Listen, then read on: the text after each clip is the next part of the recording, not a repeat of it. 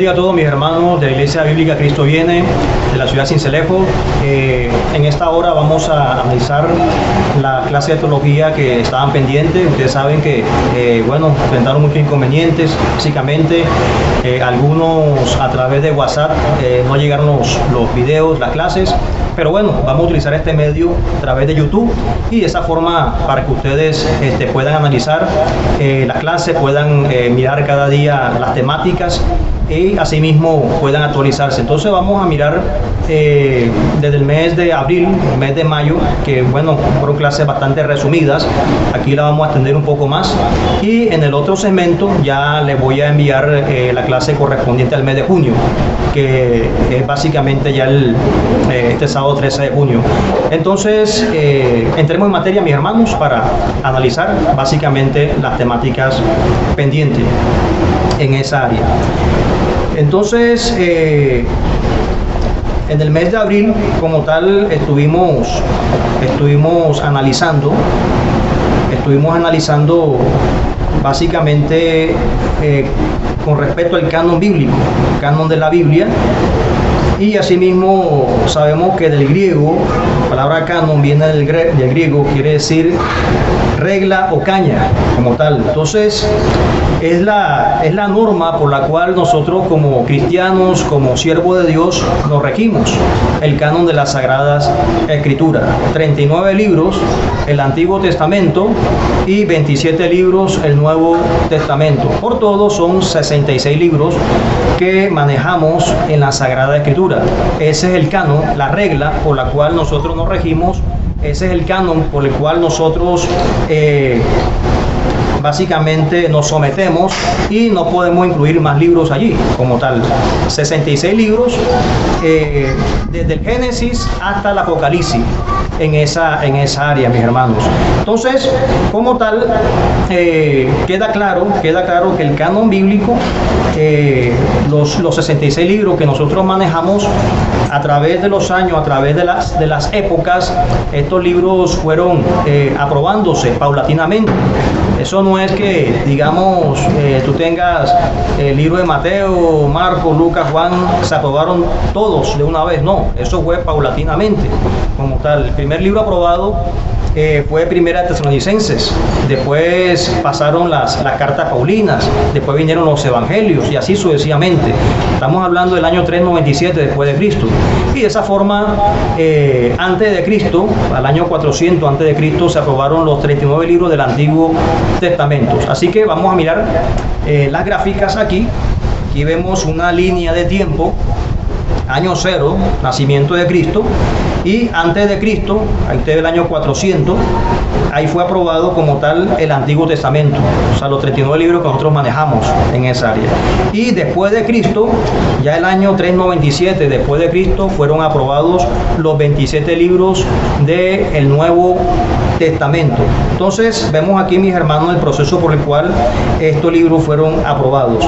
Bien, entonces hay unas normas, ¿verdad? Nosotros acá en Colombia, también en otros países, hay normas para de pronto hacer un producto, digamos, un televisor, una radio o un producto comestible, ¿verdad? Si un ejemplo, se va a vender un yogur, hay que pasar por un registro, ¿verdad?, de INVIMA, un registro por el Ministerio de Salud como tal. Si cumple esas normas, el yogur se vende, si no, no se puede vender ese yogur. Unas normas ISO, normas APA como tal. La Biblia también tiene unas normas, o sea, los antiguos no aprobaban los libros así porque se les daba la gana, no, había unas normas por las cuales los libros se iban aprobando paulatinamente en esa área, ya que usted puede leer, puede mirar en primer lugar si fue escrito por un apóstol o con su autoridad. Entonces fíjese de que el libro tenía que estar regido por un apóstol, el libro debía tener esa aprobación como tal para que de esa manera pueda estar plasmado en las Sagradas Escrituras. Vemos el caso de Lucas. Lucas no fue apóstol de Cristo, pero más sin embargo vemos a Lucas allí porque él tenía unos antecedentes. Lucas básicamente él como tal tenía unas referencias, que fue historiador, investigador, fue médico, y de esa manera, ya por tener como tal esa autoridad, tener esa referencia, fue incluido ahí el libro de Lucas, aunque no fue apóstol, pero más sin embargo tenía esa autoridad, fue incluido en la Biblia. Marcos tampoco fue discípulo de Cristo como tal, pero vemos que él tenía unas referencias, que fue sobrino de Bernabé, viajó con Pablo en diferentes misiones, diferentes lugares predicando la palabra de Dios. Entonces ya por esa referencia Marcos fue incluido allí en la Sagrada Escritura. Entonces fíjese que un requisito es si fue escrito por un apóstol o con su autoridad. Cuando hablamos de apóstol es que caminó con Jesucristo, escuchó la palabra del maestro y de esa manera tiene la autoridad para incluir sus libros en la Sagrada Escritura. De lo contrario, ese libro no puede ser incluido ahí. Entonces, dos excepciones, Marcos y Lucas, que no eran apóstol, pero más de esa forma fueron incluidos sus libros allí en la Sagrada Escritura por su referencia, sus antecedentes y la autoridad que manejaban. Otro requisito, si era leído por todas las iglesias y aceptado como inspirado. La iglesia de Galacia, de Colosa, de Filipos, todas las iglesias como tal tenían que leer los libros y de esa forma ellos tenían que dar el aval, la aprobación de que ese libro era aprobado. Otro requisito, se apuntaba a las necesidades espirituales del ser humano. O sea, estos escritos, estos materiales como tal, estas enseñanzas tenían que tener un referente bíblico y asimismo poder responder a las necesidades del hombre, poder responder como tal a las necesidades del ser humano. Entonces, en esa área, en esa instancia, la temática bíblica tenía que estar coherente, acorde con la Sagrada Escritura, ¿ok? Tenía que hablar del Antiguo Testamento, tenía que hablar como tal de las leyes de Moisés y complementarse también con el Nuevo Testamento. Otro requisito, si toda la iglesia tenía el testimonio del Espíritu Santo que era autoritativo. ¿Okay? Entonces ya el Espíritu de Dios tenía que dar el aval para que ese libro fuese aprobado. ¿Okay? Entonces vemos aquí unas normas en las cuales un libro podía ser aprobado o no podía ser aprobado si cumplía con estas normas. Obviamente aquí nada más expongo 4 normas, usted las ve aquí, pero hay más normas. Solamente tomo las más importantes para que ustedes se fijen de que esos libros no fueron incluidos así por así. Hubo un proceso mediante el cual los libros bíblicos fueron incluidos paulatinamente para que nosotros en este tiempo pudiésemos analizarlo. Bien, hay otra temática allí que son los libros apócrifos. ¿Okay? Que si usted se pregunta, bueno, pastor, entonces, ¿qué hacemos con los otros libros que usa la Iglesia Católica, que usan otras religiones, llamados apócrifos? Bueno, vamos a mirar rápidamente la historia de estos libros apócrifos como tal. Entonces, apócrifo en griego significa oculto o secreto. Se escribieron entre el año 100 antes de Cristo y año 200 después de Cristo. Y de esa manera reciben este nombre, reciben como tal esta connotación, por lo que las antiguas sectas, los antiguos movimientos sectarios enseñaban a sus adeptos en secreto, en oculto. Y ahí de esa manera les transmitían esa falsa doctrina. Por eso estos libros son catalogados como libros apócrifos, secretos, ocultos, y fueron escritos como tal entre el año 100 antes de Cristo y año 200 después de Cristo. Entre el libro de Mateo y Malaquía hay 400 años de silencio, conocido como el periodo de silencio intertestamental como tal. Lo cual la Biblia no está mostrando, o la Biblia no nos dice qué pasaron, qué sucedió durante esos 400 años de silencio. La Biblia como tal no lo dice, entre Malaquías y Mateo. en esa área. Pero hay otros libros ya, digamos, aparte, que nos hablan de esa época. Hay uno que es apócrifo, lo utiliza la Iglesia Católica, que es el libro de los Macabeos, y de esa manera ahí narra, ahí nos muestra qué sucedió como tal en esa época, ¿ok?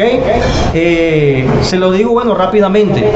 Ahí en ese tiempo gobernaba como tal el rey Antíoco. Los griegos gobernaban en Jerusalén y también gobernaban toda Asia Menor, y de esa forma el imperio griego tenía el mando como tal en todos los continentes, como tal. Él era el imperio que estaba allí gobernando en ese tiempo. Entonces, ¿qué pasa? De que Antíoco Epifanes profanó el templo judío, empezó a hacer abominaciones, cosas extrañas. Allí quitó el candelero, quitó el arca de bronce, todos los implementos que estaban allí, el altar de bronce, el arca del pacto, todos los implementos los saca este rey Antíoco Epifanes, sacrifica un cerdo también en el templo. Entonces esto fue como una abominación, en lo cual los macabeos, una familia judía, junto con otras personas, o los sacerdotes también de Israel, vinieron y hicieron guerra contra este emperador Antíoco Epifanes, al punto de que este hombre sale como tal de Israel y nuevamente el templo se recupera para esa época. Eso es lo que nos narra el libro de los Macabeos, y como tal es un libro histórico, ¿ok? Si usted le interesa leer libros apócrifos, solamente le recomiendo Macabeos. ¿Por qué? Porque es un libro de historia como tal, y como libro de historia solamente nos narra lo que sucedió en esa época, en el año, estamos hablando año 300 antes de Cristo, año 400 antes de Cristo. Entonces son los 400 años de silencio. Los otros libros, digamos, apócrifos, no recomendables, porque hablan de fábulas, hablan de cuentos que la verdad no edifican. Pero si usted algún día va a analizar qué sucedió en esa época, en los libros de los Macabeos, que es historia judía, historia de los judíos, nos hablan como tal lo que sucedió en ese tiempo. ¿Okay? Y en el año de 1546 la Iglesia Católica Romana incluye 11 libros de los apócrifos. O sea que los apócrifos actualmente hay un aproximado de unos 42 libros en el mundo. La Iglesia Católica Romana de estos 42 toma 11 libros y los incluye en la Biblia. Recalco aquí de que la Iglesia Católica antiguamente, antes de esa fecha, ellos utilizaban los 66 libros que tenemos nosotros. Ellos no manejaban los apócrifos. A partir de esa fecha, 1546, empiezan a incluir 11 libros de los apócrifos. ¿Con qué fin? Para probar doctrinas como el purgatorio, doctrinas como el limbo, doctrinas, oración a María, a los santos como tal, en esa área. Una reacción a la reforma protestante. Recordemos que Martín Lutero, en el siglo XVI, inicia la reforma protestante. La Iglesia Católica pierde muchos feligreses, y de esa forma ellos, en reacción a esta situación que estamos viviendo, automáticamente toman los apócrifos para apoyar su doctrina, pero nada, no les sirvió de nada, porque la Iglesia protestante evangélica siguió creciendo para esa época. En la actualidad ya muchos católicos, las versiones católicas modernas ya están excluyendo varios libros apócrifos. De los 11 apenas incluyen 2 o incluyen 3 como tal. Incluso hay otras Biblias católicas modernas que ya no hay ningún libro apócrifo. Los demás son los 66 libros que nosotros manejamos. Pero de esa manera, aquí brevemente les comento aquí la historia de cómo surgieron estos libros apócrifos o deuterocanónicos. Ellos le llaman deuterocanónico, quiere decir segundo canon. ¿Okay? Pero ya sabemos que no hay un segundo canon, hay un solo canon, que es el que nosotros manejamos, que son los 66 libros de las Sagradas Escrituras en esa área. Bien, entonces entramos aquí ahora a los atributos de Dios, como es Dios. ¿Okay? Entonces, ya tiene que ver con el carácter, de Dios, y asimismo ya vamos a ahondar más en esos referentes que Dios tiene para con la humanidad y asimismo todos nosotros. Entonces, un primer atributo tiene que ver con la inmutabilidad de Dios. El número 23:19 nos dice: Dios no es hombre para que mienta, ni hijo de hombre para que se arrepienta. Él dijo y no hará, habló y no ejecutará. Entonces la inmutabilidad quiere decir de que Dios no cambia.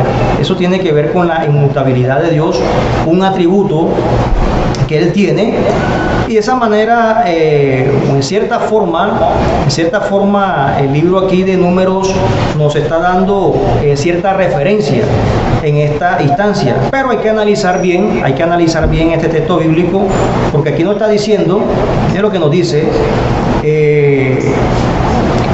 Dios no es hombre para que mienta, ni hijo de hombre para que se arrepienta.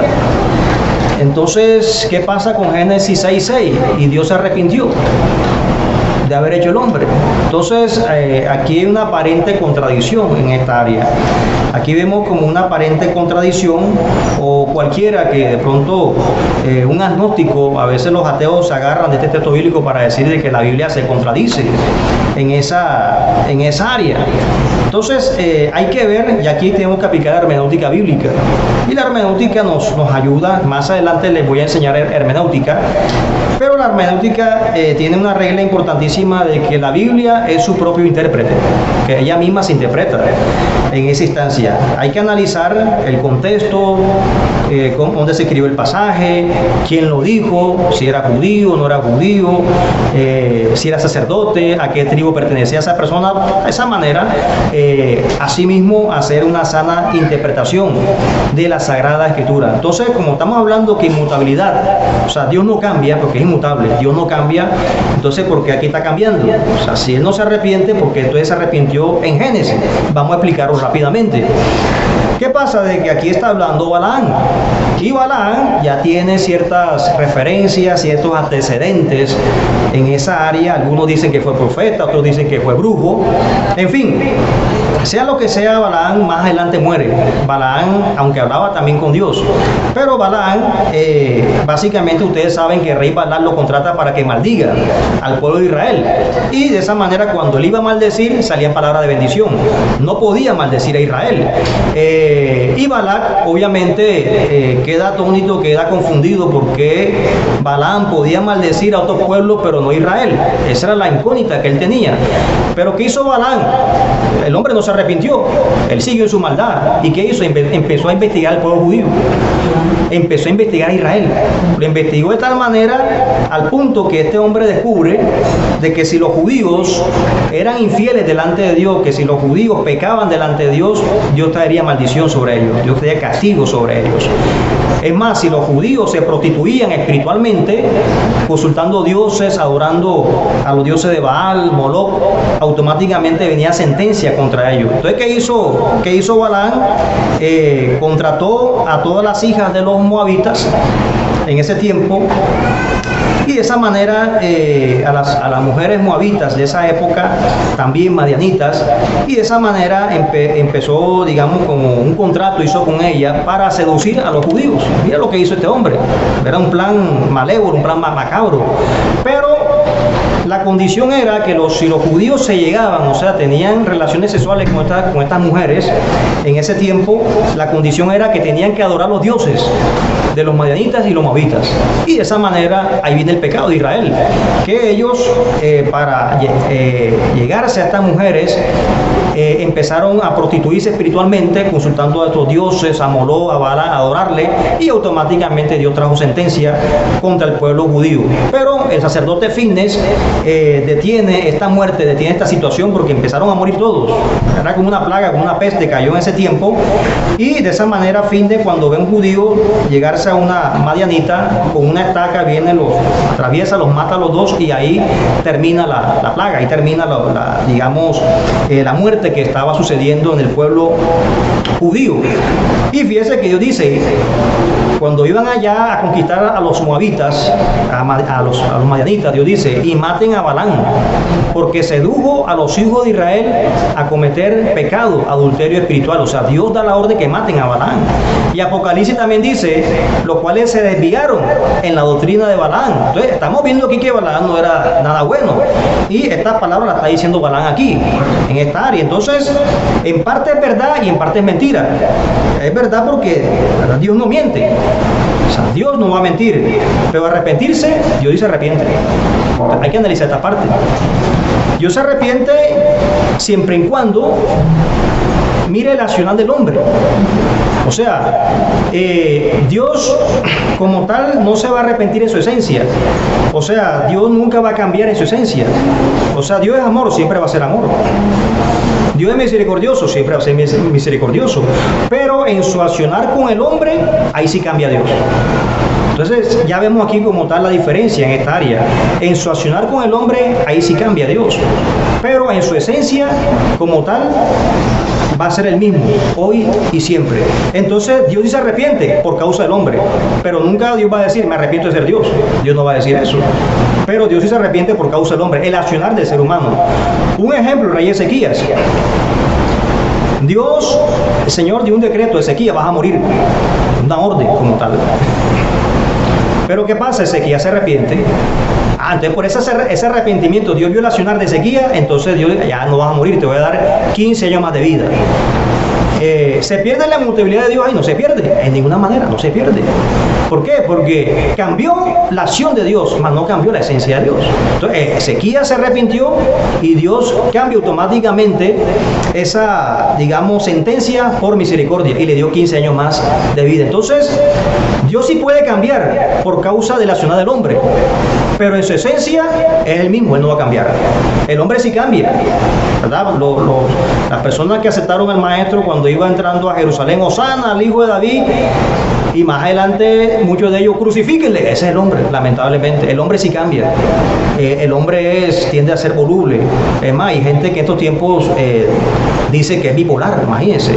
Hasta llegan a ese punto, llegan a decir que son bipolares como tal.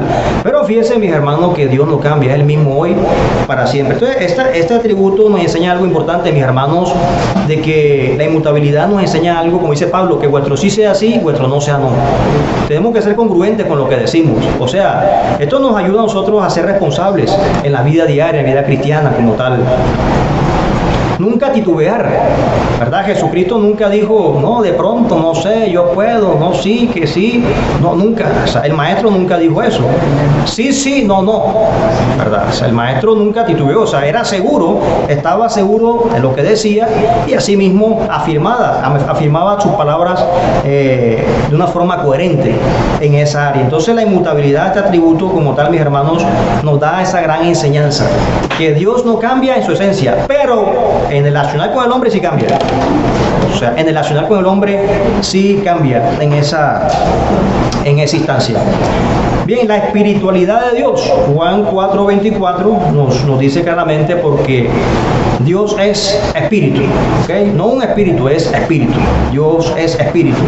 Entonces vemos aquí dos palabras, que es el antropomorfismo y la teofanía de Dios.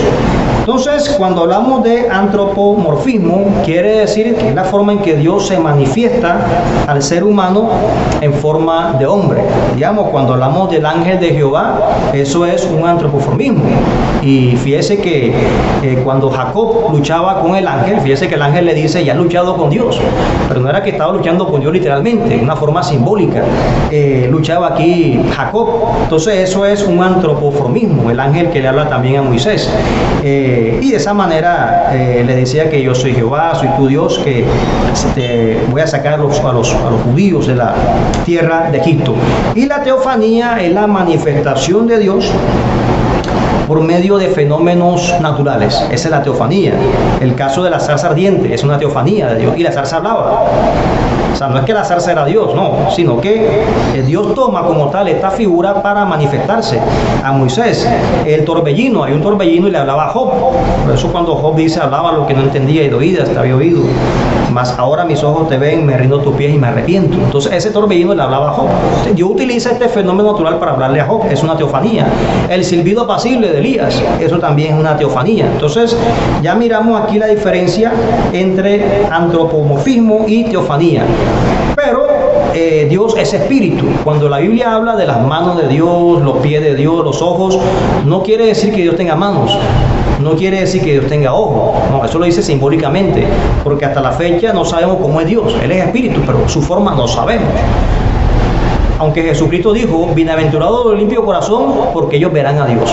Aunque no sabemos cómo es Dios, pero lo vamos a ver en la patria celestial. Es un misterio, obviamente es un misterio, pero Él es espíritu, la forma espiritual. La Trinidad, que también es una temática que les envié durante el mes de abril, y vamos a ampliarla un poquito más en esta clase. Entonces Deuteronomio 6:4 dice, oye Israel, Jehová tu Dios uno es. Sabemos, mis hermanos, como les había comentado la clase pasada, la Trinidad es una temática compleja. Aunque la palabra Trinidad no aparece en la Biblia, pero se ve reflejada allí. Desde el Génesis al Apocalipsis vemos aquí al Padre, al Hijo y al Espíritu Santo actuando en la vida del ser humano. Y Deuteronomio 6:4, Jehová Dios uno es. De aquí los testigos de Jehová, digamos, agarran este texto bíblico para apoyar su doctrina. Fíjate que es un solo Dios, Jehová. Y los pentecostales unitarios, o llamados Jesús solo, también se agarran de este texto bíblico para decir, fíjate, un solo Señor, nada más, un solo Dios, no hay más. Pero si analizamos Deuteronomio en el hebreo, ya tiene otra connotación. Entonces en hebreo dice, Shema Israel, Adonai Elohenu, Adonai Echad. Dice aquí en el hebreo. Entonces este término Echad es un plural majestático, o sea, uno en unidad como tal. O sea, no es un uno aislado, sino es una unidad compuesta. Es como si yo diga un racimo de uvas. O sea, un racimo de uvas, pero no es una uva, es un racimo con muchas uvas como tal, una unidad compuesta. Un pueblo, una comunidad, pero con varias personas, uno por una unidad compuesta. Entonces, la Trinidad como tal la vemos reflejada en este texto bíblico. ¿Okay? Aunque aparentemente me está hablando de un solo Dios, pero en el fondo me está hablando de una unidad compuesta: Padre, Hijo y Espíritu Santo. Jesucristo también lo citó. Yo y el Padre uno somos, Echad. Jesucristo enseguida automáticamente se fue para Deuteronomio 6:4. Yo y el Padre uno somos, Echad. Y antes que Abraham fuese, yo soy. ¿Y qué le dijo Dios a Moisés? Dile que yo soy, te envió. O sea, ya vemos ahí automáticamente la Trinidad, tanto en el Antiguo Testamento como en el Nuevo Testamento. Ahora bien, si el texto dijese Jehová Dios uno es, digamos, en singular, cambiaría automáticamente la palabra, dijera Achad, singular. Pero en los originales hebreos no va a encontrar la palabra Achad, va a encontrar Echad, uno en unidad, en plural, no lo va a encontrar en singular. Entonces ya estamos viendo aquí, mis hermanos, de que Deuteronomio 6:4 nos está hablando como tal de Padre, Hijo y Espíritu Santo, una forma implícita. Vemos aquí como tal a la Trinidad. Si alguien le pregunta, bueno, explícame una forma ilustrada para comprenderla, o sea, cómo es un Dios manifestado en tres personas, o sea, explícame esa parte porque no la entiendo. Sencillo, la mente del hombre. Yo les enseñé aquella vez también que la mente es una sola, pero la mente está compuesto por tres elementos, que es el intelecto, la voluntad y las emociones. Intelecto, voluntad y emociones. Son tres aspectos muy diferentes, pero es una sola. ¿Cómo explicamos eso? Aunque es difícil de comprender, pero es así, hermanos. Es así, porque cada vez que tú haces un pensamiento, cada vez que tú vas a tomar una acción, los tres deben estar de acuerdo. Si no, no hace el pensamiento, no hace la acción. ¿Cómo explicas eso? Es difícil de comprender, pero es así. Entonces, así es la Trinidad. un Dios manifestado en tres personas. Son diferentes, pero es uno solo, como tal. Por eso, tomando el caso de la mente, hay gente que dice, hice esto en contra de mi voluntad. Mira lo que está diciendo. Aunque la voluntad no estaba de acuerdo, pero hizo la acción. Entonces estamos viendo aquí tres aspectos muy diferentes, pero son uno a la vez. Es difícil de comprender, pero es así funciona la mente del ser humano. Pues déjeme decirle que la Trinidad también funciona así. Son tres muy diferentes, pero son uno solo. Mire la salvación. Dios es el autor de la salvación. Jesucristo ejecuta la salvación, muere por los pecadores, y el Espíritu Santo sella la salvación. Son tres aspectos muy diferentes, pero es uno solo la salvación del hombre. Entonces vemos aquí, mis hermanos, de que la Trinidad es un tema bastante amplio. Más adelante vamos a ver teología del Nuevo Testamento, y de esa manera vamos a ir profundizando más sobre esta temática, aunque es compleja de esta doctrina, pero está en la Biblia. Desde el Génesis al Apocalipsis vemos allí reflejada la Trinidad: Dios Padre, Dios Hijo, Dios Espíritu Santo. ¿Okay? La santidad de Dios, bueno, tiene que ver básicamente con, digamos, que Dios es santo, supremo por excelencia. Apocalipsis 15:4, en un coro que nosotros cantamos en las iglesias: pues solo tú eres santo, por lo cual todas las naciones te adorarán y te exaltarán. Entonces esto es referente a la santidad de Dios. Y Isaías, el profeta Isaías, capítulo 6, versículo 5, nos está hablando. Dice: entonces dije, ay de mí que soy muerto, porque siendo hombre inmundo de labios y habitando en medio de pueblo que tiene labios inmundos, han visto mis ojos al Rey, Jehová de los ejércitos. Entonces estamos aquí analizando que Isaías, en esta visión, ve como tal el trono de Dios, hablando en un sentido simbólico, ¿okay? Antropomórficos, como le está explicando ahorita. Isaías aquí en esta área, en esta visión que él tiene, puede vislumbrar la santidad de Dios, y automáticamente cuando él vislumbra esa santidad del Señor, cuando él la vislumbra, él se siente un pecador. ¿Okay? Automáticamente él se siente un pecador. Entonces esto nos ayuda, mis hermanos, cuando nosotros vamos a evangelizar. Cuando nosotros vamos a evangelizar, predicar la palabra de Dios, cuando vamos a predicar la palabra de Dios, hay que decir el hombre que está en una condición pecaminosa, ¿verdad? Pablo dice: todos pecaron y están destituidos de la gloria de Dios. Cuando usted le refleja al hombre su condición pecaminosa comparada también con la santidad de Dios, porque hay que mostrar los dos aspectos del ser humano: la santidad de Dios y su condición pecaminosa, pero sobre todo la santidad de Dios. Quiere decir de que su pecado no lo deja acercarse a Dios, por lo tanto necesita un mediador, a Jesucristo. Entonces cuando usted le muestra al ser humano la santidad de Dios, automáticamente se va a sentir un pecador, ¿verdad? Se va a sentir un pecador, y de esa manera va a decir: yo necesito de ese Dios, porque mis pecados no me permiten acercarme al trono de su gracia. Por lo tanto necesito ese mediador, a Jesucristo, ese puente para que me lleve al Señor. Entonces esto es muy clave cuando vamos a predicar, cuando vamos a evangelizar, que el hombre reconozca su condición pecaminosa y al mismo tiempo enseñarle la santidad de Dios, que es un Dios supremo, puro, santo, y que nadie puede superar la santidad de Dios. No, que yo no he robado, yo no he matado a nadie, yo soy buen padre, familia, buena madre, buen hijo. Es pecador. Eres pecador. Todos pecaron, están hechos de la obra de Dios. Porque si te comparas con la santidad de Dios, no tienes como tal excusa ante el Señor. Entonces, este atributo, la santidad de Dios, nos ayuda a nosotros para poder evangelizar, predicar como tal la palabra del Señor. Los decretos de Dios, Salmo 2:7, también una temática que la dimos la clase pasada también, estuvimos enseñando, y de esa manera lo que Dios como tal ha decretado, lo que Dios ha estipulado para con la humanidad, ¿verdad? El día de su nacimiento, el día de su muerte, ya todo esto está escrito, ya todo esto está decretado como tal en el ser humano. Entonces esto tiene que ver con los decretos de Dios, la humanidad completa. Salmo capítulo 2, versículo 7, lo dice muy claramente: yo publicaré el decreto. Jehová me ha dicho, mi hijo eres tú, yo te engendré hoy.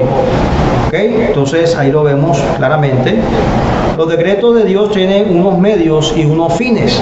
También, eso también se lo expliqué a ustedes en la clase pasada. Los medios es cuando el ser humano puede negociar con Dios. Y los fines es digamos, lo que Dios ha estipulado, ha decretado. Así como yo les di el ejemplo de Ezequías, ¿verdad? Dios le dice a Ezequías: vas a morir, un decreto, vas a estar decretado un decreto. Pero ¿qué hizo Ezequías? Vienen los medios, o sea, él negoció con Dios. ¿Okay? Vienen los medios. Entonces Ezequías se arrepintió delante de él, le pidió perdón a Dios. ¿Okay? Fíjese que Isaías dice, la Biblia dice: ven, entremos a cuenta, presenta tu causa, habla para defenderte. O sea, Dios le da al hombre la oportunidad que hable, o sea, se defienda delante de él. Fíjate que Dios le da la oportunidad al ser humano.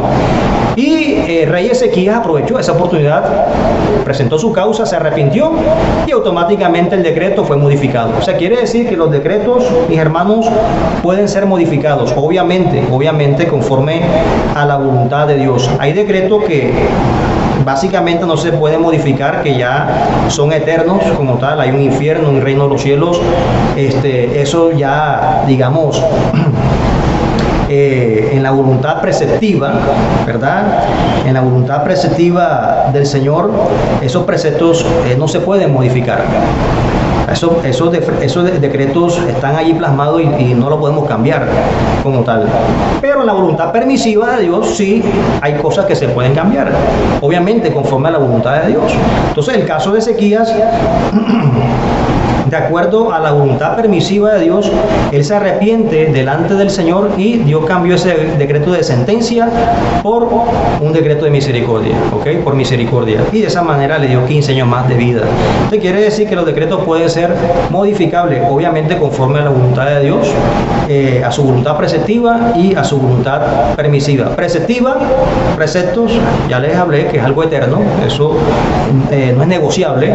Y la permisiva sí se puede modificar conforme a su voluntad, a la voluntad del Señor. Hay unos fines y hay unos medios. El fin es lo que Dios decreta. El medio es cuando el ser humano empieza a hablar con Dios, interactuar con el Señor. La predestinación tiene que ver con la salvación del hombre. Romanos 8, 29, 30 lo dice claramente. Entonces ya ese es con la salvación del ser humano, ¿verdad? Hay una predestinación para vida eterna que Dios ha preparado, y obviamente el ser humano tiene que aceptar ese llamado que Dios le hace para poder entrar a la patria celestial. Y aquí lo dice muy claramente Romanos: porque a los que antes conoció también los predestinó para que fuesen hechos conforme a la imagen de su Hijo, para que él sea el primogénito entre muchos hermanos. Y a los que predestinó, a estos también llamó. Y a los que llamó, a estos también justificó. Y a los que justificó, a estos también glorificó. Entonces, esto es lo concerniente a la predestinación. Dios como creador, también otro atributo del Señor, Dios como creador, es importante. Dice Hebreos 11:3: por la fe entendemos haber sido constituido el universo por la palabra de Dios, de modo que lo que se ve fue hecho de lo que no se veía. Entonces vemos aquí de que la misma palabra de Dios fue el preámbulo para que el universo fuese creado en esa área, en esa instancia. De modo que lo que vemos fue hecho de lo que no se veía. Y de esa manera ahí vemos reflejado el poder de la creación. John Cassio fue un científico norteamericano. Él básicamente haciendo como tal unos experimentos, él solía hacer ciertos experimentos con metales lo calentaba por medio de unas ondas radiomagnéticas, y esto lo puede ver. Y de esa manera él hacía esto para curar el cáncer, hacía ciertos experimentos. Y uno de estos experimentos él estaba calentando agua y automáticamente, de una forma accidental, esta agua crea una luz artificial, se enciende. De ahí surgen las investigaciones para hacer combustible a partir del agua, de acuerdo a lo que él hace. Pero de una forma implícita, mis hermanos, algo parecido también. Es que la ciencia, entre más investiga, se acerca a la Biblia, o sea, muestra la palabra de Dios. Y lo vemos de una forma también implícita, una forma simbólica, cuando estaba la voz de Dios, hágase la luz. La voz de Dios, estaba el agua y la luz fue hecha automáticamente. Entonces, antes que él hiciese eso, ya la Biblia lo dijo. Automáticamente, el Génesis, miles de años atrás, ya el Génesis lo vemos allí reflejado, forma en la cual, como Dios hace luz, hágase la luz. Su voz, agua y luz. Y aquí estamos viendo sonido, agua y luz. Entonces fíjese que la ciencia, entre más se investiga, más se acerca a la palabra de Dios. Miremos un relámpago, un rayo, lo mismo, agua, luz y sonido. Para que se genere un rayo, tiene que estar estos tres elementos aquí, mezclados: agua, sonido y luz. Lo vemos aquí reflejado también en la naturaleza, en esa instancia. Entonces aquí podemos ver también nuestra galaxia, la Vía Láctea, donde nosotros vivimos, y de esa manera, en ese extremo que estamos básicamente analizando allí, en esa pequeña, como dicen los científicos, partícula, vivimos nosotros. Digamos, porque si estuviésemos allí en medio de esa luz, lo que llaman los agujeros negros, ahí moriríamos automáticamente. Y si estuviésemos alejados de esa galaxia, ya en la parte que usted ve ahí más oscura, somos esparcidos, nos desintegramos en el espacio.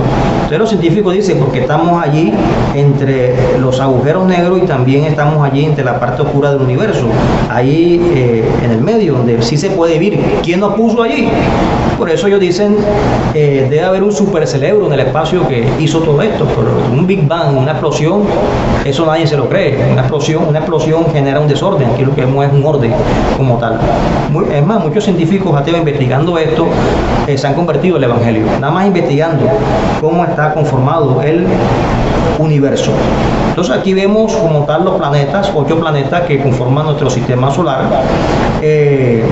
y 5 planetas enanos, como llaman, los planetas enanos, que fueron asteroides, pero con el tiempo se fueron formando en planetas con su propia masa y su misma gravitación como tal. Ahí ustedes lo ven claramente: Plutón, Ceres,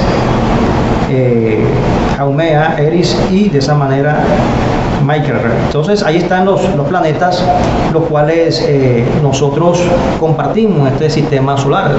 Y si usted analiza aquí, vemos aquí a Júpiter, que está detrás de Marte, y fíjese que Júpiter no está ahí por casualidad, y Saturno también. Fíjese, Saturno tiene esos anillos, no están por casualidad. Pero cuando viene un asteroide a la Tierra, un asteroide, el más pequeño es el tamaño de Colombia, imagínense, una piedra del tamaño de Colombia. Y imagínense cómo es un asteroide ya grande. Entonces cuando viene a la Tierra, ¿qué hacen los anillos de Saturno? Los absorben. Y se escapa de Saturno, los recibe Júpiter. Y cuando llega a Júpiter, ya él se va desintegrando y llega a Marte. O sea, una piedra inmensa, el tamaño de Colombia, mire cómo se va desintegrando hasta volverse una piedra ya pequeña. Y de esa manera, cuando llega a la Tierra, entra como una estrella fugaz. Por eso, una estrella fugaz. Pero esa pequeña piedra, estrella fugaz, es el tamaño de Colombia, imagínense. Entonces, estos planetas no están ahí de por casualidad. Dios los puso con un objetivo: para proteger a la Tierra. Por eso dice el salmista. Ahí está el Salmo 47:10, porque de Dios son los escudos de la tierra, Él es muy exaltado. Entonces, ahí lo vemos obviamente claramente en esa área. Tenía el rey David un cohete, tenía el rey David una nave para ir al espacio y mirar estos escudos, para mirar estos planetas que protegen. No, Dios se los reveló a él. O sea, antes que la ciencia descubriese todo esto, ya la Biblia, ya los siervos de Dios lo dijeron miles de años atrás. Entonces no hay nada que ellos hayan investigado que ya la Biblia no haya dicho mucho tiempo atrás, mis hermanos. O sea, ahí está, obviamente, reflejado en las Sagradas Escrituras. Breve análisis de la teoría de la evolución. Entonces, aquí vemos como tal un dinosaurio ya petrificado. Dicen los que de pronto enseñan, los evolucionistas, ellos enseñan de que la Tierra tiene millones de años. Bueno, hay muchas, ¿verdad?, interpretaciones en esta área. La Tierra tiene millones y millones de años, pero bueno, vamos a analizar esto, si es verdad o no es verdad en esta área que la Tierra tiene millones de años. Entonces vamos a mirarlo también de una forma científica. Entonces, si nosotros analizamos la paleontología, la que estudia la Tierra como tal, es más, ellos dicen, no, que es que hay piedras que se van formando y duran millones de años. Vamos a analizar eso. Si usted ahí en su ciudad, digamos, en su patio, ahí usted cava 500 metros de profundidad, va a encontrar el magma, o sea, lava como tal. Y esa lava se va como tal formando en mineral, se va ya, digamos, volviendo en algo sólido, y esa piedra puede tardar años, miles de años, ya salir a la superficie. Entonces, es una forma de hacerse una piedra. Pero también hay otras formas, que es la piedra volcánica. ¿Y cómo se hace la piedra volcánica? En cuestiones de segundos, cuando ya la lava sale del volcán y tiene contacto con el aire frío, automáticamente se convierte en una piedra volcánica en cuestiones de segundos. Y aquí ya estamos analizando aquí que no se trata de millones de años, sino en cuestiones de segundos se puede formar una piedra. Es más, hasta en semanas también.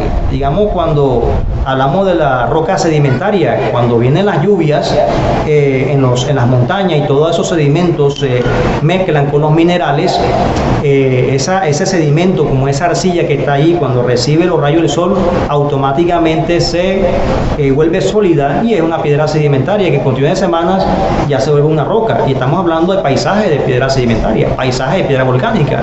Entonces, a mí que me garantiza que ese dinosaurio quedó petrificado allí durante miles de años, cuando se petrificó en una piedra volcánica. En cuestiones de segundos quedó atrapado ahí y ya se volvió una piedra volcánica en segundos, y no en millones de años como dicen los científicos. Entonces, automáticamente, mi hermano, aquí ya estamos analizando algo de que ellos dicen estas teorías, por eso se llama teoría, o sea, no es algo comprobado. Teoría de la evolución, no algo que está comprobado. Dicen lo que les conviene, pero no mencionan también la otra cara de la moneda, la edad de las piedras. ¿Cómo se puede formar una piedra en cuestiones de segundos? Entonces, automáticamente se derriba ese argumento de ellos que la Tierra tiene millones de años, o sea, millones de años, cuando una forma científica como tal estamos analizando de que ya aquí como tal la Tierra no puede tener, digamos, toda digamos, todo ese tiempo como ellos lo dicen, pero se quedan en teorías como tal. Usted lo escucha hablando a ellos, no, de pronto, al parecer, esto, lo otro, o sea, siempre suponen. Al parecer hubo un hombre cromañón, al parecer el Homo sapiens, al parecer, pero nunca afirman. O sea, ese es el problema de ellos, nunca afirman. Tú nunca a Jesucristo lo vi hablando de que no, de pronto, que sí, no, sí, no, Jesucristo afirmaba como tal. La Biblia dice, Dios hizo al hombre a su imagen y semejanza, punto, ¿no? O sea, la Biblia es clara en eso, Dios hizo al hombre a su imagen y semejanza, ya. La Biblia no te va a decir, no, de pronto Dios tomó barro del polvo, al parecer, la Biblia no te va a decir eso. Dios hizo al hombre a su imagen y semejanza. La Biblia afirma como tal. Es más, los mismos darwinistas, los que enseñan la teoría de la evolución de Charles Darwin, porque Darwin en el siglo XVIII empezó con esta teoría. Allá del Reino Unido, Charles Darwin empezó con esta teoría como tal.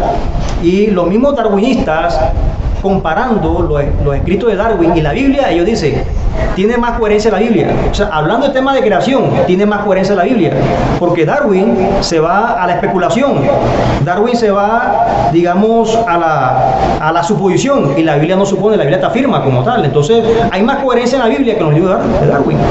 Y muchos darwinistas hoy en día son cristianos, nada más analizando la creación a través de la Biblia, la Sagrada Escritura. Entonces, miren aquí esta línea de tiempo y se lo compruebo aquí bíblicamente y científicamente que la Tierra no tiene millones de años. La Tierra tiene aproximadamente 5.700 años, ¿ok? 5.500 años. Entonces, fíjese, Adán vivió aproximadamente 1.000 años.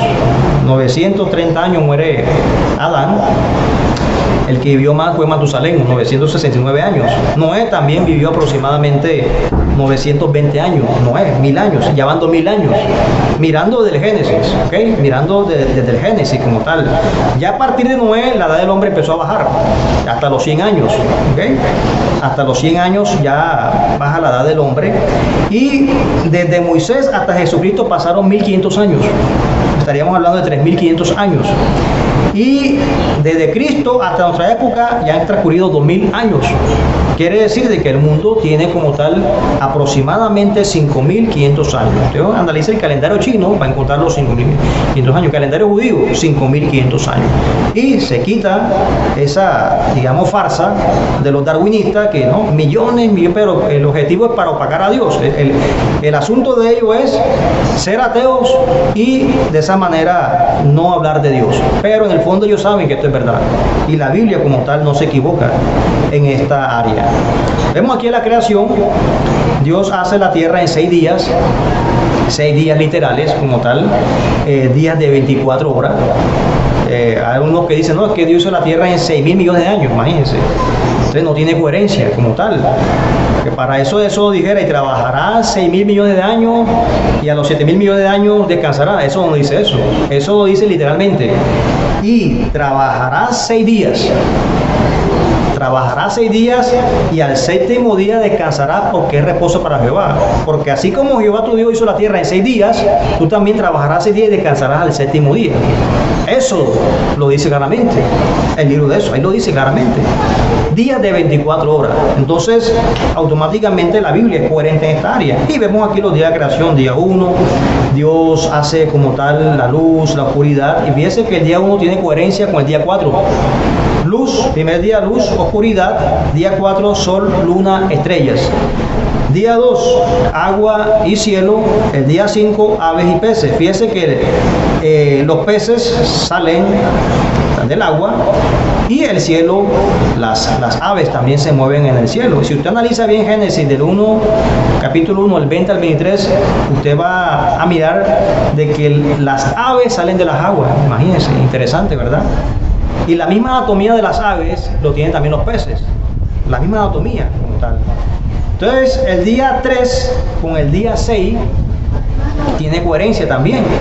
Mares y tierra, animales y seres humanos. Mares y tierra, ¿verdad? El mar como tal, la tierra. Y el ser humano es formado del polvo de la tierra. Entonces vemos aquí de que tiene coherencia. Entonces tanto luz con la oscuridad, el sol, agua, cielo, las aves, los peces, hablando también de hay peces voladores, ¿verdad? Vuelan y están en el agua.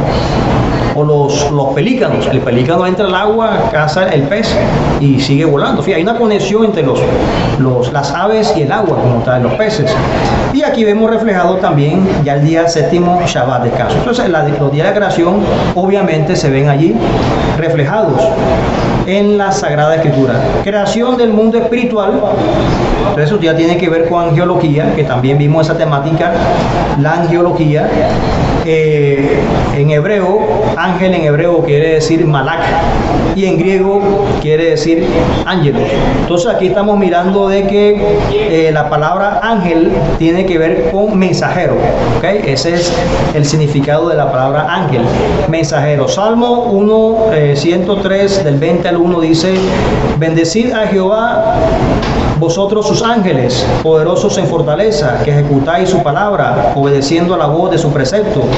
Bendecid a Jehová vosotros todos sus ejércitos, ministros suyos, que hacéis su voluntad. Quiere decir que los ángeles son seres poderosos. Hay millones y millones de ángeles en el mundo entero. No los puedes ver, pero están allí y están al servicio del pueblo de Dios. Entonces, hay como un escalafón, hay una jerarquía. La Biblia tampoco te dice si quiénes son los mayores, los menores, pero al parecer son los serafines, porque están cerca de Dios. Isaías 6:2 lo dice claramente, sus significados son fuego abrasador, los serafines. Querubines, guardianes de la gloria de Dios, puede ver en Ezequiel 10 del 20 al 21. Arcángel, ángel jefe, Apocalipsis 12, versículo 7. Vemos aquí los arcángeles. Y Colosenses 1:16 pueden ser también otros ángeles. Dice, porque en él fueron creadas todas las cosas, las que hay en los cielos, las que hay en la tierra, visibles e invisibles, sean tronos, sean dominios, sean principados, sean potestades. Todo fue creado por medio de él y para él. Entonces, al parecer, en el reino de los cielos hay otros ángeles con esos nombres: tronos, dominios, principados y potestades. Efesios 6:12 pueden ser también rangos de ángeles caídos. No tenemos lucha contra sangre y carne, sino contra principados y potestades en las regiones celestes de maldad. Entonces pueden ser también rangos de ángeles caídos. Satanás en hebreo es Hasatán, adversario, que es el jefe ya de los ángeles caídos, los demonios. Y diabolos es calumniador o acusador. Esa es la terminología en cuanto al adversario. Es llamado el príncipe de este mundo, ¿ok? Entonces hay que también tener mucho cuidado con eso, porque a veces he escuchado predicadores, ¿verdad? Y bueno, hasta famosos también, que salen por YouTube, en las redes sociales y dicen, no, este mundo está así porque Satanás es el rey de este mundo, o Satanás es el príncipe de este mundo. Hay que tener mucho cuidado con eso, porque cuando analizamos la palabra mundo en griego, tiene tres connotaciones. Mundo puede referirse a creación, mundo puede referirse a pecado, o mundo puede referirse a humanidad. Y en este caso, mundo quiere decir pecado. O sea, Satanás es el príncipe del pecado. ¿Ok? O sea, un ejemplo, acá en Barranquilla, la Batalla de Flores. Él es rey en la Batalla de Flores, pero no quiere decir que es dueño de Barranquilla. ¿Ok? Digamos, donde están las cantinas, las discotecas en cierta ciudad, él es rey ahí, o sea, él es príncipe ahí, pero no quiere decir que es el dueño de esa ciudad. Entonces hay que tener mucho cuidado cuando se dice, no es que Satanás es el príncipe de este mundo, el dueño, no, el dueño de este mundo es Dios, o sea, el que domina es Dios. O sea, Satanás no es el dueño del mundo. Él es dueño pero no está el pecado. Él es rey, domina donde está el pecado, la maldad, pero no es el dueño del mundo como tal. Entonces este término mundo se refiere a pecado. No está hablando de humanidad ni de creación. Entonces hay que tener mucho cuidado con la connotación en las traducciones griegas, que más adelante vamos a ver griego también. El griego nos ayuda a hacer buenas traducciones bíblicas y aplicar una mejor hermenéutica en las Sagradas Escrituras. Entonces hay que tener mucho cuidado con esa traducción. Entonces, esta temática como tal de los ángeles, antes de entrar a la providencia de Dios, esta temática de los ángeles hay que tener mucho cuidado, porque a veces he escuchado hermanos decir, Dios mío, envía ángeles, serafines, querubines a este lugar. Ten mucho cuidado con eso. Los serafines tienen su trabajo en el reino de los cielos, los querubines también. O sea, nunca vimos a Jesucristo pedir un serafín. Nunca vimos un profeta pedir un serafín. Es más, el mismo Jesús dijo, si yo quiero puedo pedir al Padre una legión de ángeles, pero es rogado al Padre que haga su voluntad, pues no va a crucificar. Ni siquiera Jesucristo pidió serafín, querubín. Y hay hermanos que piden serafines y querubines. Por eso el maestro dijo, ustedes no reciben porque piden mal. Entonces, hay que tener mucho cuidado con los términos, mis hermanos. Sí puedes decir, Dios mío, envía tu ángel. Y porque la Biblia lo dice, el ángel de Jehová campa. No dice el serafín ni el querubín de Jehová, no. El ángel de Jehová campa alrededor de que los teme y los defiende como tal. Entonces sí podemos decir, Señor, envía tus ángeles. Pero mucho cuidado con la terminología, envía serafines, querubines a este lugar. Hay que tener mucho cuidado con eso, mis hermanos, en esa área. No podemos adorar ángeles tampoco, que ellos son consiervos nuestros, son servidores de los siervos del Señor. Recuerde que Juan en el Pasmo iba a adorar al ángel y el ángel le dice, no me adores, yo soy consiervo tuyo. Entonces no podemos adorar ángeles. Y los ángeles siempre estuvieron al servicio del pueblo de Dios. La mayoría estaban de civiles. Hay gente que me ha dicho, no, pastor, yo tuve una revelación y miré un ángel con 5 alas. Eso, imagínense, salen con ese cuento y eso no tiene coherencia bíblica. Y el ángel me habló. Miren lo que dice la palabra de Dios. Si un ángel del cielo viene a darte un evangelio diferente, sea anatema. Y Satanás se disfraza como ángel de luz. Entonces hay que tener mucho cuidado con esto, mis hermanos, en esta área. Entonces, Pero la mayoría de ellos venían vestidos, estaban vestidos de civiles. La única excepción era cuando el nacimiento de Cristo, ángeles resplandecientes, y la resurrección de Cristo, un ángel resplandeciente en la tumba. El resto estaban vestidos de civiles. Los varones que se presentaron a Abraham estaban vestidos de civiles. Abraham pensaba que eran forasteros, y más que eran 3 ángeles vestidos de civiles. El ángel con la espada desenvainada de Boquín estaba vestido de soldado, y era un ángel que estaba allí. Entonces estamos analizando, mi hermano, que iban vestidos de civiles. Además, tú vas en el bus y la persona que va a tu lado puede ser un ángel.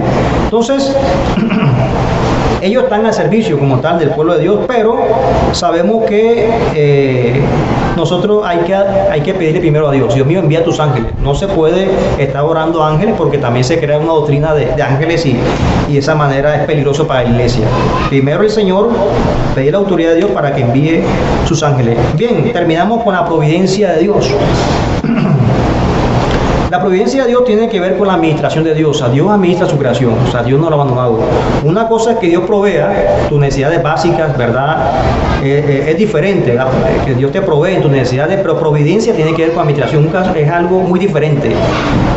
Dios hizo su creación y no la ha abandonado, sino que la sigue administrando y la sigue sustentando hasta el día de Jesucristo. Quiere decir que en esa providencia tienen que pasar muchas cosas. O sea, Dios hizo un plan de trabajo para con la humanidad, cómo va a empezar la humanidad y cómo va a terminar la humanidad. Quiere decir de que las guerras mundiales, las pestes, las pandemias, hambre, eso tiene que pasar. Jesús lo dijo: vendrán hambre, pestes, pandemias, guerra, nación contra nación. Eso tiene que pasar, mi hermano. Eso está en la providencia del Señor.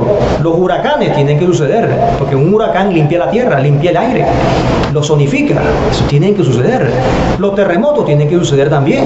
¿Por qué? Porque las placas tectónicas se van acomodando. Si eso no pasara, explotará la tierra. Entonces tiene que acomodarse como tal la tierra. Eso tiene que pasar. Eso está en la providencia del Señor. Ay, Pastor Jaime, entonces ¿por qué muere mucha gente en huracán? ¿Por qué muere en los terremotos? Por causa del hombre, por causa de la negligencia humana. Si él sabe que no puede construir, digamos, ahí cerca de la playa, del mar, una casa toda ahí endeble, obviamente el huracán va a destruir esa casa. Si sabe que vive en la región Caribe, digamos en esas islas del Caribe donde ocurren los huracanes, tiene que ser una casa a prueba de huracanes.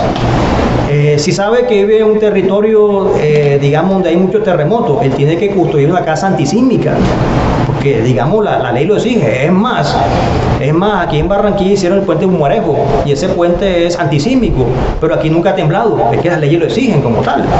Entonces, fíjese que es por causa de la negligencia del hombre. A veces la gente muere por causa de la negligencia. Que el río se llevó muchas casas, construyeron en el territorio del río. O sea, le robaron el territorio del río. Entonces, el río se lleva las casas. ¿De quién es la culpa? ¿De Dios? ¿Del río?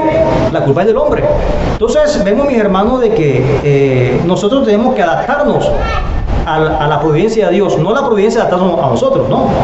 Tenemos que adaptarnos a la providencia del Señor. Y ahora en este tiempo de pandemia, ¿verdad? Hay muchas teorías. Hay unos dicen de que no, que los chinos, en Estados Unidos, que Bill Gates, bueno, ¿sabes? Hay muchas teorías que hay en esta área. Pero déjeme decirle, mi hermano, que aparte de todo eso, no sabemos qué es. Unos dicen que fue creado un laboratorio, otros dicen que es algo de la naturaleza, se creó la pandemia y ha contaminado como tal la tierra. En fin, hay muchas teorías al respecto. Pero lo que estamos seguros, mi hermano, es que Dios ha permitido esto con un objetivo especial. O sea, Dios ha permitido esto por muchas razones, mi hermano. Y de esa manera, como teólogo, como investigador de la Biblia, bueno, en mi punto de vista, respeto los puntos de vista de las personas, pero a partir de las investigaciones que yo he hecho, mi hermano, fíjese que aquí en Levíticos hay un texto bíblico, Levítico capítulo 25, dice: Jehová habló a Moisés en el monte de Sinaí, diciendo: habla a los hijos de Israel y diles: cuando hayáis entrado en la tierra que yo os doy, la tierra guardará reposo para Jehová. 6 años sembrarás tu tierra y 6 años podarás tu viña y recogerás sus frutos. Pero al 7º año la tierra tendrá descanso, reposo para Jehová. No sembrarás tu tierra ni podarás su viña. Lo que de suyo naciere en tu tierra segada, no lo segarás. Y las uvas de los viñedos no vendimiarás. Año de reposo será para la tierra. mas el descanso de la tierra te dará para comer a ti, a tu siervo, a tu sierva, a tu criado, a tu extranjero que morare contigo. Sigue diciendo el texto bíblico. Y a tu animal y a la bestia que hubiere en tu tierra será todo el fruto de ella para comer, y contará 7 semanas de años, 7 veces 7 años, de modo que los días de las 7 semanas de año vendrán a hacerte 49 años, o sea, 7 por 7, 49, 7 veces 7, haciendo esa contabilidad. Entonces dice 9, el versículo 9, entonces harás tocar fuertemente la trompeta en el mes séptimo, a los 10 días del mes, el día de la expiación, haréis tocar la trompeta por vuestra tierra, y santificaréis el año 50. Y pregonaréis libertad en la tierra a todos sus moradores. Ese año os será de jubileo, y volveréis cada uno a vuestra posesión, y cada cual volverá a su familia. Entonces analice este texto bíblico, mi hermano, muy interesante. ¿Por qué? Es una ley que Dios le dio a los judíos, ¿verdad? Cuando estaban en el desierto, y también ya cuando entran a la tierra prometida. 6 años trabajarás, pero al 7º año será descanso, reposo para la tierra. O sea, la tierra tiene que descansar 1 año. Quiere decir de que cuando ya llegaban los 6 años, los judíos tenían que tener provisiones, alimento, todo para aguantar el año de descanso para la tierra. O sea, no podían labrar, no podían cultivar, no podían cosechar nada. Y si la uva caía, era para los pobres. Ellos no podían tomar esa uva quedaba para los pobres. Y si el pobre no tomaba el racimo de uvas o de cebada, esa uva servía como de adobo para la tierra, porque la tierra tenía que recuperarse durante ese año, y después ellos sí tenían que seguir trabajando, mi hermano. Entonces, mirando esta pandemia, mi hermano, esta situación, aunque ya esta ley obviamente fue en el pasado, y ustedes saben que hay leyes civiles, leyes higiénicas, sanitarias y leyes morales. Las leyes morales siguen vigentes. O sea, como no matarás, eso sigue vigente. Honra a tu padre y a tu madre, esa ley sigue vigente. Amarás a tu prójimo, esa ley sigue vigente.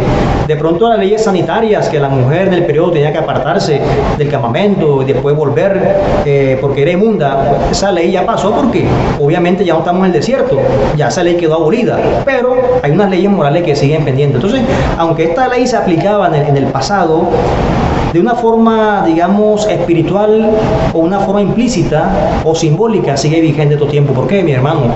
Porque Dios en su providencia quiere que la tierra descanse, ¿verdad? El ser humano, el hombre, ahora las grandes industrias del campo, agroindustriales, explotan la tierra, le echan químico, abono, y la tierra no descansa, hermano. Y eso, un tomate, que el proceso del tomate dura como 6 meses, y están sacando tomate a la semana, imagínense. Esos tomates verdes enseguida con abono eso crece, le echan un químico, están rojos y lo venden.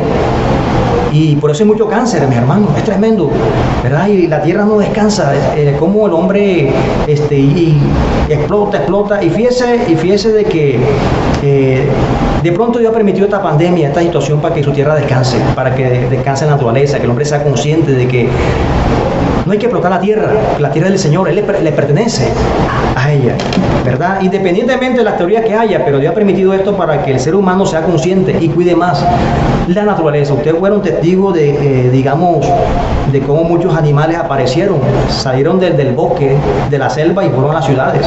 O sea, el CNN, BBC de Londres, se quedaron sorprendidos de que muchos animales aparecieron en las ciudades. O sea, es tremendo. Cuando hubo la cuarentena, empezó la cuarentena en Europa, todo el mundo en su casa, los animales fueron a las ciudades. Ahí vemos esos animales silvestres, como unos ciervos, ahí en plena ciudad. Es algo sorprendente. Allí en Ecuador, en Salinas, mire el mar antes de la cuarentena, y mire cómo quedó la playa, quedó limpiecita, mi hermano. Usted va al Rodadero, Santa Marta, el Rodadero está limpio. Fíjese, cuando está el hombre allí explotando, se contamina. Y fíjese, sin el ser humano, todo. ¿No le parece que Dios sigue cuidando su creación? ¿No le parece que Dios sigue actuando en su creación? Mírese allá en Venecia, en Italia, mire los canales en la cuarentena, cristalino. Ningún turista, ningún con las góndolas esas, con en las pequeñas embarcaciones, nadie estaba allí. Miren cómo los canales de Venecia están cristalinos. Los cisnes que no ni tenían cisnes, aparecieron los cisnes allí. Esa agua que estaba contaminada, mire cómo quedaron esos canales allá en Venecia. ¿No le parece que Dios sigue cuidando tierra? ¿No le parece que Dios sigue cuidando su creación? ¿No le parece que la providencia de Dios sigue actuando en el mundo entero, mis hermanos? Entonces, y también nos ayuda a nosotros como seres humanos, ¿verdad? A reflexionar como iglesia, a mirar cómo nosotros también estamos predicando la palabra de Dios y de esa manera ser mejores personas. Pero en los tiempos bíblicos duraba un año. No sé cuánto durará esto, mis hermanos. Bueno, gracias a Dios algunos países están saliendo del confinamiento, otros siguen en confinamiento. Pero que esto nos sirva de lección, ¿verdad? Para reflexionar qué estamos haciendo con el medio ambiente, qué estamos haciendo con la naturaleza y reconocer de que Dios sigue actuando como tal en el mundo entero, en el universo. Así que, mi hermano, dejamos hasta aquí y de esa forma queda pendiente ya la clase del mes de julio. El mes de julio, aquí ya yo les mostré, aquí les adelanté como tal lo concerniente a la clase del mes de abril, el mes de mayo, y de esa manera queda pendiente la clase de junio, la de julio sí, ya el mes de julio le doy su clase de teología, pero está pendiente, digamos como tal, la clase de junio, que ya va a ser en otro video, en otro segmento, que les voy a enviar ya para el día sábado.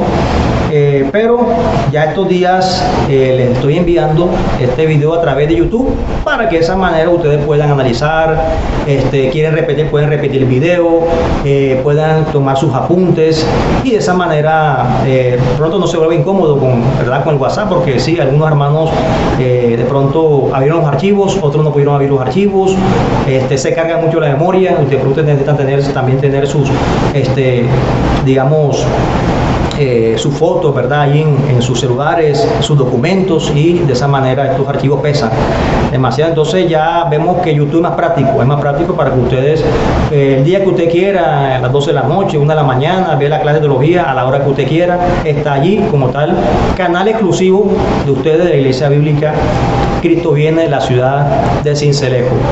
Sin más preámbulo, Dios les bendiga, mis hermanos.